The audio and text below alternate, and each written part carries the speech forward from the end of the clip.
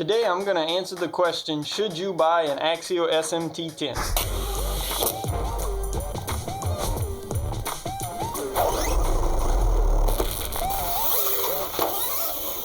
What's going on, everybody? I've noticed I get a lot of questions about this truck, and oftentimes people ask me if they should buy one.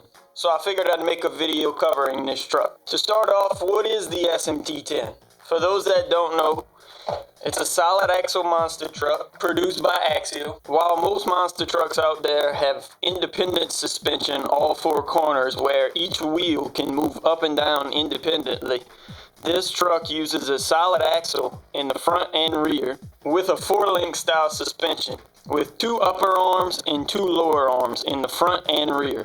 Also, where most monster trucks will only have some sort of chassis plate or molded chassis tub as you see in some models, this truck has a scale looking cage. Axial did a great job on this cage. It looks really scale, it's very lightweight, and it performs well.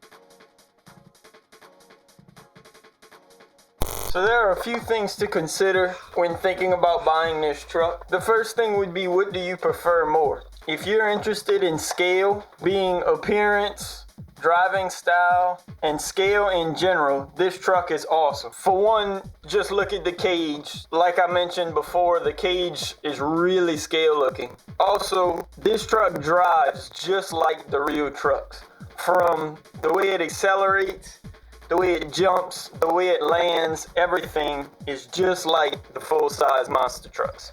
On the other hand, if you're someone that just likes to see how high or far you can send your RCs, or maybe you like doing some crazy stunts, backflips, front flips, whatever you can think of, this truck may not be for you. If your main bash spot is a skate park, maybe this truck isn't for you. Now, with that in mind, I'm not saying you can't do those things with this truck. I've been to the skate park with it.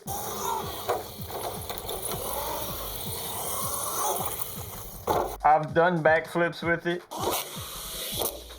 And I've jumped it just about as high as my ramps will allow. It's just not the most appropriate truck for these types of driving. Driving this truck the same way you would drive other monster trucks will lead to broken parts. This brings me to my next point. If you don't like working on your trucks, this may not be the truck for you. If you want a truck that you can just take out and bash as hard as you can, come back, throw it on the shelf, and then a couple days later pick it up again and go back out, you're gonna have trouble with this truck. I'd like to clear up what I mean here. I'm not trying to say the truck isn't reliable or that you'll break it every time you run it. I'm just trying to say that all the moving parts on this truck and the nature of the truck itself leads to more maintenance that needs to be done on the truck. As I'm sure you've noticed this whole time, I've been disassembling this truck. If you haven't noticed, well, I'm not quite sure what you think I was doing. The last time I was running this truck, I actually broke it on a pretty small jump. I'm not sure if you can see it here. I'll cut to some footage of the broken front axle. While doing an overview of the truck after, I also noticed both of the rear axle shafts themselves were bent. So I'm disassembling the truck now, so when the parts come in, I can replace all of that. But fixing the truck isn't the only time you'll be working on it. These trucks require a lot of tuning. If you want everything to work correctly, jump, land, maybe do certain stunts or hit certain jumps, I'm not sure what you want to do with it, but no matter what you want to do, there's always some aspect of tuning that needs to take place. Between the shocks, maybe you want to change the wheelbase. There's so many different things that can be done. The larger tires you see most people run will add to the wear of the axles and everything inside of them. This leads into the next thing I want to cover, which is upgrades. Obviously, upgrades is something you look at when getting any new RC. These trucks are no different. The first thing most people will upgrade is the electronics. While I never ran the stock electronics in this truck, I've seen some videos and heard people talk about how slow and sluggish they feel. So most people will want to go brushless. When going brushless, you'll next need to look into upgrading the gears and the transmission. The other thing most people will upgrade is the wheels and tires. Proline and J Concepts both have great options for aftermarket wheels and tires. These wheels and tires, as mentioned before, will add more strain to the axles. I've replaced the diffs in this truck multiple times and finally found what I think will work. The incision beveled gear set with the ring and pinion gear have seemed to work out pretty well for me.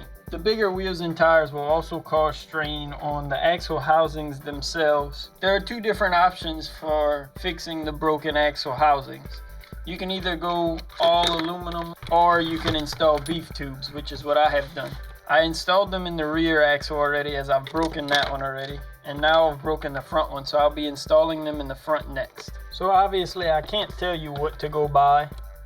I can only give you my opinion on this truck. Personally, I think it's a great truck.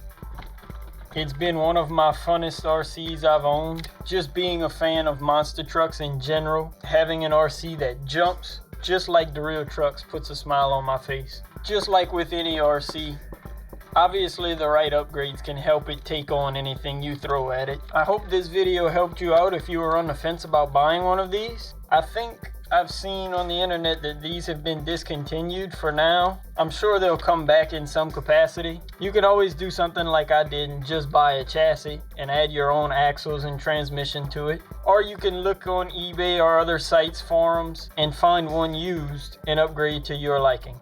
I'd like to add I'm not affiliated with Axial in any way. They are not paying me to talk about this truck at all. I wish they were so I could buy more upgrades, but this is just my personal opinion of this truck. If you have any other questions or something that I can answer for you, leave a comment down below. Leave a like if you enjoyed this video, and subscribe to see more RC videos on this channel.